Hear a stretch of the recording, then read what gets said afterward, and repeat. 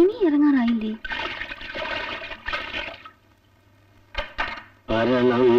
വാതിൽക്കലൊരു നാൾ മഞ്ചലുമായി ഞാൻ ഇവിടെ കാത്തിരിക്കുന്നു അറിയോ? എന്തിനാ?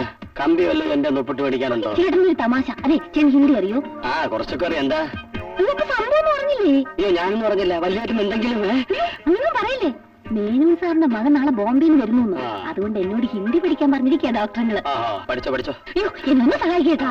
ഒരു നല്ല സമയം നോക്കി വേണ്ടേ മണിക്കുട്ടി ഇതൊക്കെ തുടങ്ങാൻ? അയ്യോ, അങ്ങനെ ഹിന്ദി പഠിക്കാൻ പ്രത്യേകിച്ച് സമയമൊന്നും വേണ്ട, എപ്പോഴും തുടങ്ങാം. അയ്യോ ചേട്ടാ, എനിക്ക് ഹിന്ദി എഴുതാറിയില്ല. തൽക്കാലം മലയാളത്തിൽ എഴുത്. എഴുതി. मैं एक बेवकूफ लड़की हूँ. मैं एक बेवकूफ. എന്ത് പൂച്ചയുടെ കൂവാണോ പൂജയുടെ കൂവാണോ? കുശുമ്പിന്റെ കൂ. എന്താ ഇതിനർത്ഥം? എന്താ ഇതിനർത്ഥം? ഞാനൊരു സുന്ദരിയാണ്. मैं एक बेवकूफ लड़की हूँ. बेवकूफ लड़की हूँ. मैं एक बेवकूफ लड़की हूँ. ഈ ചേച്ചിയുടെ കാര്യം ബേവക്കൂഫ് എന്ന് പറഞ്ഞാൽ എന്താണെന്നറിയോ? ഞാൻ സുന്ദരിയാണെന്നല്ലേ? അല്ല, വെഡിയാ. ചേച്ചി ഒരു വെഡിയാണെന്നാ കൊച്ചച്ഛൻ പറഞ്ഞത്. എന്നെ ഹിന്ദി പഠിപ്പിച്ചത്. ഞാൻ ഇനി മേനോ സാറിന്റെ മോനോട് ചോദിച്ചു പഠിച്ചോളാം.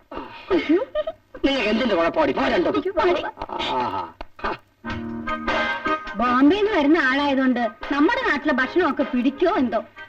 കോഴി പൊരിച്ചത് നാട്ടിലും ബോംബെയിലും ഒക്കെ ഒരുപോലാ ചേച്ചി. ചേച്ചി മേനോ സാറിന്റെ മോനെ ഇതുവരെ കണ്ടിട്ടില്ലല്ലോ. എങ്ങനെ കാണാനാ? ജനിച്ചതും വളർന്നതും ഒക്കെ ബോംബെയിലല്ലേ. അയ്യോ, മലയാളമൊക്കെ അറിയോ ആവോ? ഓപ്പറേഷൻ കഴിയുന്നത് വരെ അടുത്ത് ഇടപെടേണ്ട ഞാനായിരിക്കും. എനിക്കാണെങ്കിൽ SSLCക്ക് ഹിന്ദിക്ക് 100. അയ്യോ, 113. നീ അതൊന്നും എടുത്ത് വേഗം അടുപ്പിൽ വെക്കാൻ നോക്ക്. അവരൊക്കെ വരേണ്ട സമയമായി.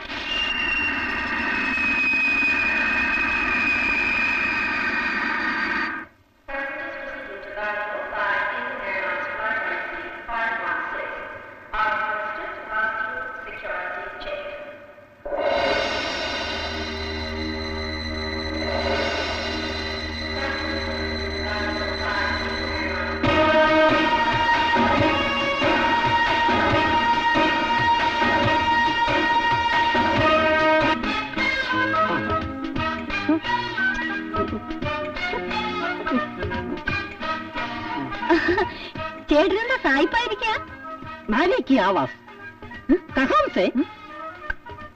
എവിടെ നിന്നാണ് സ്ത്രീ ശബ്ദം?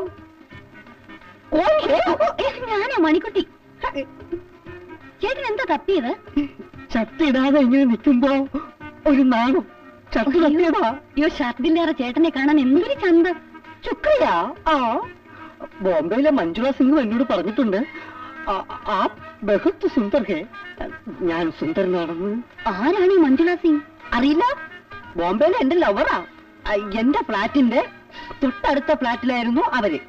ദിവസവും രാവിലെ ഞങ്ങള് ടെറസിന്റെ മുകളിൽ നിന്ന് അങ്ങോട്ടും ഇങ്ങോട്ടും ലൈൻ അടിക്കുമായിരുന്നു. ആദ്യം ഞാൻ അടിച്ചു കഴിഞ്ഞാൽ ഉടനെ മഞ്ജുള സിംഗ് ലൈൻ അടിക്കുമായിരുന്നു. ഈ കണ്ണ് കാണാതെ എങ്ങനെയാ ലൈൻ അടിക്കുന്നത്? പ്രേമത്തിന് എന്തിനാണ് കണ്ണി? അന്ന് അന്നി കണ്ണ്. വെള്ളം. ഞാൻ വെള്ളം അടിക്കില്ല. അപ്പോ അല്ല, വെള്ളം കൊണ്ടുവരാൻ പറഞ്ഞു. പാനി അതിന് തരുവാ. നിനക്കൊരു തമാശ കേൾക്കണോ? നമ്മുടെ മണിക്കുട്ടി ചേച്ചി ഇപ്പൊ എന്നോട് സംസാരിക്കുന്ന പോലെ ഹിന്ദിയിലാ. ബോംബെ രമേശ് അല്ലേ കൂട്ട്. അയാളുടെ ഹിന്ദി കേൾക്കുമ്പോ എനിക്ക് ഹിന്ദിയെ അറിയണ്ടായിരുന്നു തോന്നുക. അത്രയ്ക്ക് വിചിത്ര അയാളുടെ ഹിന്ദി. എത്രയും പെട്ടെന്ന് കണ്ണോപ്പറേഷൻ കഴിഞ്ഞ് കക്ഷി ബോംബെക്ക് പാക്ക് ചെയ്താൽ മതിയായിരുന്നു. ആ പാവം തനിക്ക് എന്ത് ഉപദ്രവം ചെയ്തത്? ഉപദ്രവമല്ല, ഒരു പ്രൈവസിയും കിട്ടുന്നില്ല. മുറി മുഴുവൻ തപ്പി തപ്പിയുള്ള നടത്തവും നിർത്താത്ത സംസാരവും. അയാൾ ആളൊരു ബോറനാ. കൊച്ചച്ഛന്റെ കാര്യമോ കഷ്ടം. കൊച്ചച്ഛൻ എന്ത് പറ്റി?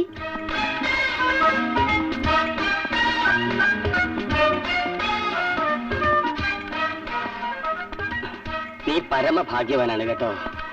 നിന്റെ അവസ്ഥ എന്താണെന്ന് എനിക്കൊന്നും അറിയണമല്ലോ. അനുഭവം കൊണ്ടേ പഠിക്കൂ രമേശ. അണ്ണൻ പറയുന്നത് സത്യമാണെന്നാ. ഞാൻ സത്യമേ പറയുള്ളൂ രമേശ. അയ്യോ,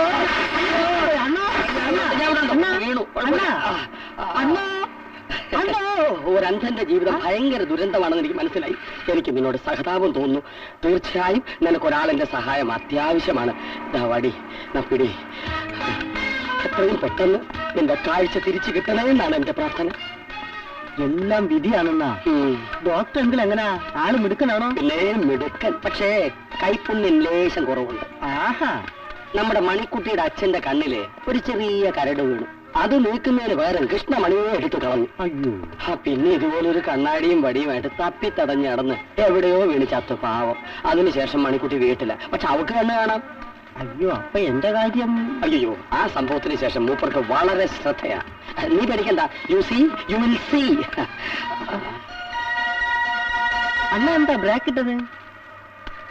അണ്ണാ, ഓ, നിന്റെ കാര്യം ഞാൻ മറന്നുപോയി. ആ. വാ. രമേശൻ ബോംബെ നിന്നല്ലേ വന്നത്? സ്മോളൊക്കെ അടിക്കുമല്ലോ. അയ്യോ അങ്ങനെയൊന്നും ഇല്ലെന്നാ. പാർട്ടിക്കും ബർത്ത്ഡേക്കൊക്കെ ശകലം കഴിക്കും. ഉം. ബോംബെയിലെ ലൈഫ് അല്ലേ എന്നാ, കാര്യങ്ങളൊക്കെ ഫാസ്റ്റ് അല്ലേ? നമുക്ക് ഇന്നൊന്ന് ഫാസ്റ്റ് ആകാം. ഓക്കെ. ഇന്നെന്റെ ബർത്ത്ഡേ ആണ്. Happy birthday to you. Happy birthday. അയ്യോ അണ്ണ പതുക്കെ പതുക്കെ പതുക്കെ.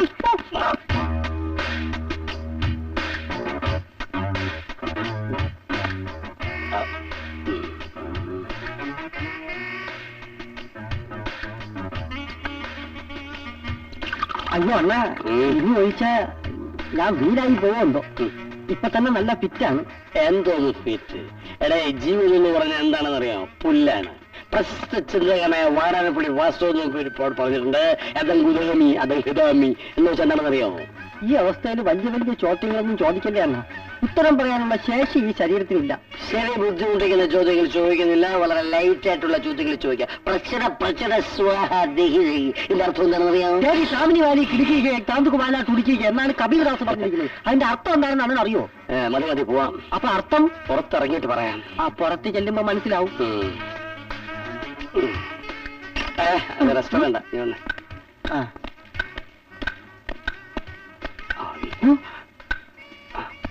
ഇതെ പിടിച്ചോണ്ട് നിന്നോ.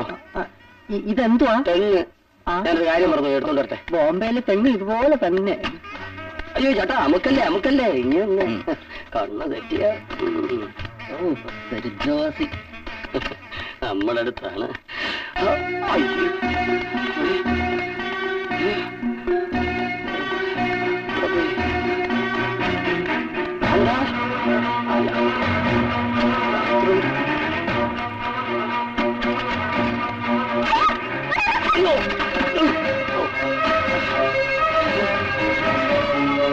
എന്താ?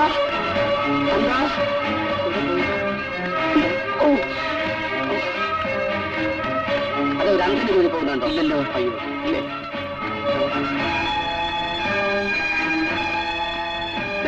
കണ്ണിന് പവറില്ലാത്ത ഒരാളെ കൂടി പോകണം.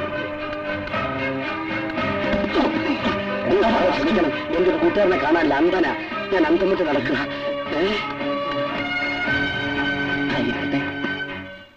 നല്ല പാർട്ടിയാ രമേശന്റെ കൂടെ പോയിരിക്കുന്നത്.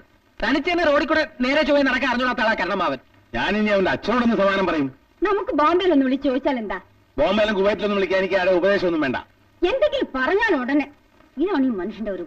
രമേശൻ മിസ്സിംഗ് ആയാൽ കുടുംബത്തോടെ ജയിലിൽ പോകേണ്ടി വരുമെന്നുള്ള കാര്യം അമ്മാവൻ അറിയാമോ? അമ്മാവൻ കൊടുക്കാനുള്ള 5 ലക്ഷം രൂപ കണ്ണോപ്പറേഷൻ കഴിഞ്ഞ് മടങ്ങി പോകുമ്പോ കൊടുത്തയക്കാമെന്ന് ഏറ്റതല്ലേ? അതെ. അത് കൊടുക്കാതിരിക്കാൻ വേണ്ടി അമ്മാവൻ ഗുണ്ടകളയച്ച് അവന്റെ തലയിൽ ഒലക്കൊണ്ടടിച്ച് കൊന്നെന്നും അവന്റെ ഡെഡ് ബോഡി അറബിക്കടലിൽ മുക്കി താഴ്ത്തിയെന്നും ഒക്കെ നാളെ പത്രങ്ങളിൽ എഴുതി. അമ്മാവ ഗുരുവായൂരപ്പ വന്നു. എന്തിനാ രമേശൻ? എനിക്കറിയാൻ പാടില്ലേ? ഞാൻ ജീവനോടെ മെലിഞ്ഞ കൈക്ക് പിടിച്ച് പട്ടണത്തിൽ കൂടെ നടത്തിയതാണ്. അവൻ എവിടെയാണോ ചോദിച്ചതിനോട്?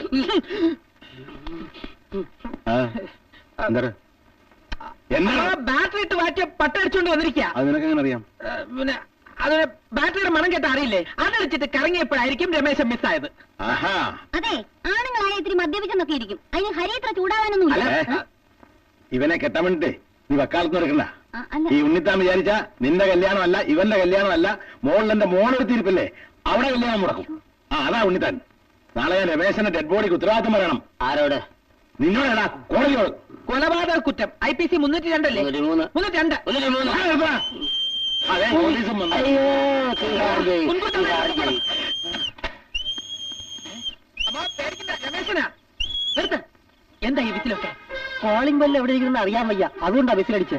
നമ്മുടെ കരുണ എന്ന് വന്നോ? ഇല്ല, ഒരു 5 മിനിറ്റ് മുമ്പ് അങ്ങനെ ചത്തുപോയെന്ന് ഇവിടെ ഇൻഫർമേഷൻ കിട്ടി. അയ്യോ, അത് വേണം. എന്നെ ഒരു ട്രാഫിക് ജംഗ്ഷനിൽ കൊണ്ട് നിർത്തിയിട്ട് അയാൾ മുങ്ങി. ഭാഗ്യത്തിനുള്ള വേറൊരാളെ ഇവിടെ കൊണ്ടുവന്ന് ആക്കിയത്. മുങ്ങിയ തന്നെ പൊങ്ങി ഇവിടെ വരാനുള്ള ഉത്തരവാദിത്തം ഈ അന്തനില്ലേ? എന്താ ഇത്? എന്താ ഒരു ശബ്ദം?